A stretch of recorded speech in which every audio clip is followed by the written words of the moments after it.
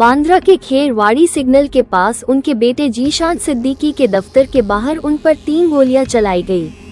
एक गोली उनके सीने पर लगी जबकि 2 पेट में लगी।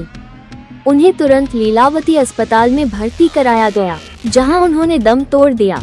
जानकारी के मुताबिक बाबा सिद्दीकी शनिवार रात करीब 9:15 बजे ऑफिस से निकले थे। फायरिंग के वक्त वे अपने दफ्तर के पास पटाखे फोड़ रहे थे।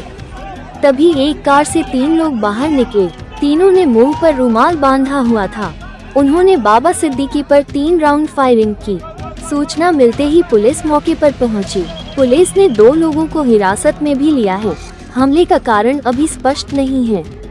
सीएम एकनाथ शिंदे ने कहा 2 आरोपी पकड़े गए हैं। इनमें से एक यूपी का है, दूसरा हरियाणा का है, तीसरा आरोपी फरार है।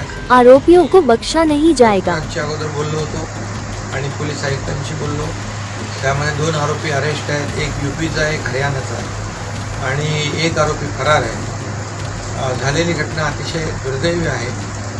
मी पोलिसांना निर्देश दिलेले आहेत की मुंबईमध्ये कुठल्याही परिस्थितीत कायदा सुव्यवस्था कोणी हातात घेता कामा नये, गॅंगवॉर वगैरे कोणी डोकं वर काढता कामा नये, याच्यावर कडक कारवाई झाली पाहिजे।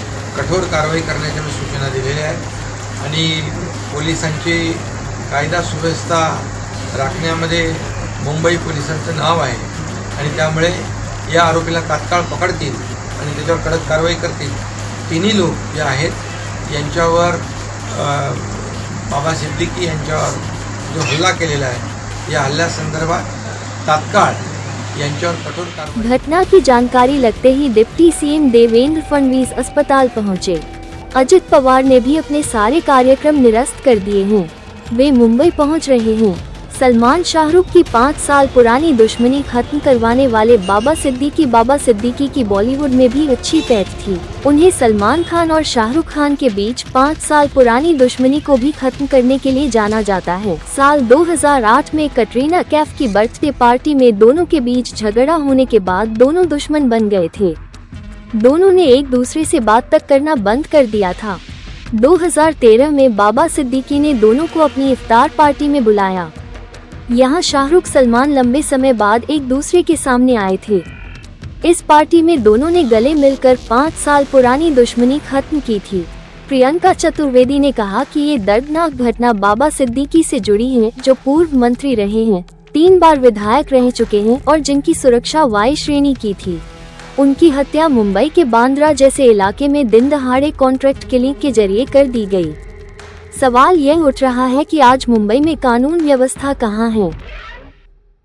आज अगर एक सुरक्षित व्यक्ति की इस तरह हत्या हो जाती है तो आम लोग अपनी सुरक्षा को लेकर कितना सुरक्षित महसूस करेंगे, ये बड़ा सवाल है।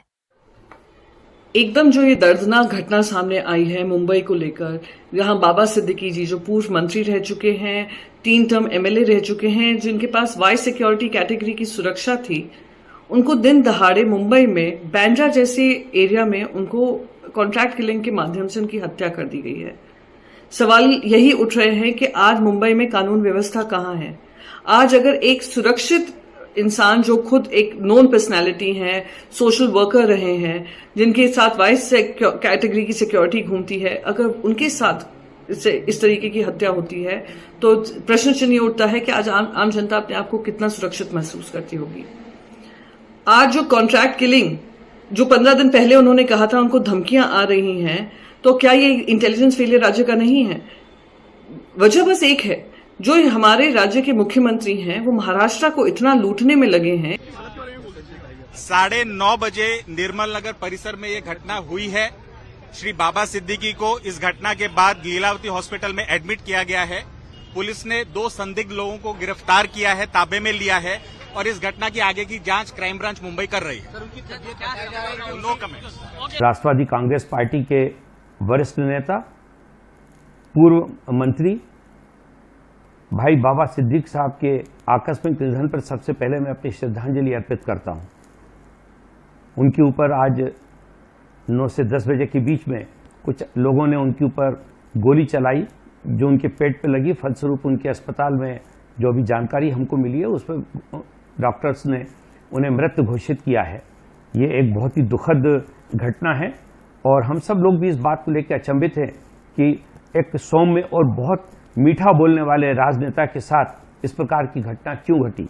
और आश्चर्य इस बात का है कि कल जब वो प्रेस कॉन्फ्रेंस में थे तो बहुत ही प्रसन्न मुद्रा में थे और उन्होंने कभी किसी को इस बात की भनक भी नहीं लगने दी कि उनके साथ किसी प्रकार की कोई घटना होने वाली है। मुझे पूरा विश्वास है कि ये उनको इस बात की अगर जानकारी होती तो निश्चित रूप से सरकार उनकी पूरी सुरक्षा करती और उनको हम लोग पूरी मदद करते, लेकिन इसकी जानकारी हम लोगों को नहीं मिल पाई है। मैं पुलिस प्रशासन इस मामले में जांच कर रहा है, कुछ लोगों की गिरफ्तारियां भी हुई हैं। आने वाले दिनों में ये बात स्पष्ट हो पाएगी कि उनके साथ ये जो घटना घटी है क्यों घटी। ये बात सच है कि राष्ट्रवादी कांग्रेस पार्टी ने और महाराष्ट्र में एक अच्छे लोकप्रिय और मधुरभाषी नेता को खोया है और इस स्थान को भरने में अब बहुत लंबा समय लगेगा जब कोई ऐसा नेता हम लोगों के बीच में फिर से आएगा। मैं इन्हीं शब्दों के साथ उनके परिवार के प्रति अपनी संवेदनाएं व्यक्त करता हूं और मृत आत्मा के लिए मैं अपनी श्रद्धांजलि अर्पित करता हूं। हमारे दोस्त पूर्व विधायक बाबा सिद्दीकी जी का देहांत हो गया है, ये खबर आज मिली है। उन पर आज शाम को जब दफ्तर से निकले तो उन पर कुछ शूटर्स ने 3 गोलियां चलाई और उसके कुछ वक्त के बाद में उनका निधन हो गया है। हम सबके लिए बहुत ही दर्द भरी खबर है, बहुत ही हम दुखी हैं कि हमारे साथी जो हम लोग साथ में रह चुके, कांग्रेस में हम लोग दोनों साथी थे, वो एमएलए थे, हमारे साथ में मंत्री भी रहे। और बाबा एक दिलदार आदमी था, बाबा एक जाबाज एक साथी था और उन्होंने पॉलिटिकली बहुत अच्छा काम किया। मंत्री रहते हुए भी बहुत एक उनका जो स्वभाव था, दिलदार आदमी था और लोगों की सेवा करने में, काम करने में पॉलिटिकली बड़ी मैच्योरिटी थी उनको और अच्छा काम करता था। उन्होंने बड़ी एडवर्स सिचुएशन में बैंड्रा जैसे उस क्षेत्र में बहुत अच्छा काम किया है और उनके लड़के जीशान सिद्दीकी भी इन दिनों एक विधायक के नाते बहुत ही बेहतरीन काम कर रहे थे। बाबा का जाना इस तरीके से हम सबके लिए बड़ी शॉकिंग न्यूज़ है और बाबा जाना ये हमारे लिए एक फैमिली मेंबर घर से चला गया ऐसे ही हमें लगता है। मैं समझ सकता हूँ उनकी पत्नी और उनके बेटे पर क्या गुजर रही होगी। तो ऐसे दुख भरे वक्त में हम अल्लाह से, ईश्वर से, भगवान से यही चाहते हैं कि उनको ताकत दे, उनकी फैमिली मेंबर्स को इस हादसे से बाहर निकलने के लिए। बहुत ही गहरा सदमा सबको पहुंचा है। व्यक्तिगत तौर पे मैं भी एक हमारा दोस्त खो चुका हूं, ऐसा ही मुझे लगता है। बाबा का पुरानी यादें बहुत दिल में ताज़ा है। हर साल इफ्तार पे जाने के लिए न्योता इन्विटेशन मुझे आता था। सेलिब्रिटीज और पॉलिटिशियंस और हर क्षेत्र का, उद्योगपति से लेके हर क्षेत्र के वहाँ पर लोग आते थे और बाबा का बड़ा सेलिब्रेशन होता था इस इफ्तार पार्टी में। बाबा एक सोशल सर्विस में भी बहुत ध्यान दिया करता था। गरीब अनाथ बच्चों के लिए, गरीब बच्चों के लिए बहुत फाइनेंशियल हेल्प भी उनके द्वारा बड़ी पूरे महाराष्ट्र भर में हुई है। तो एक दोस्त था मेरा व्यक्तिगत तौर पर, तो उनका जाना ये मेरे लिए व्यक्तिगत तौर पर बहुत ही दुखद ऐसी बात है। Welcome to K-Mall, a premium project by Kaleen Group. K-Mall is in the heart of Kolkata's electronic, garment and lifestyle hub, Khidirpur. K-Mall, which is designed as a world-class mall, is the outcome of endless effort of our experts, combined with modern superb techniques and new age design. Book now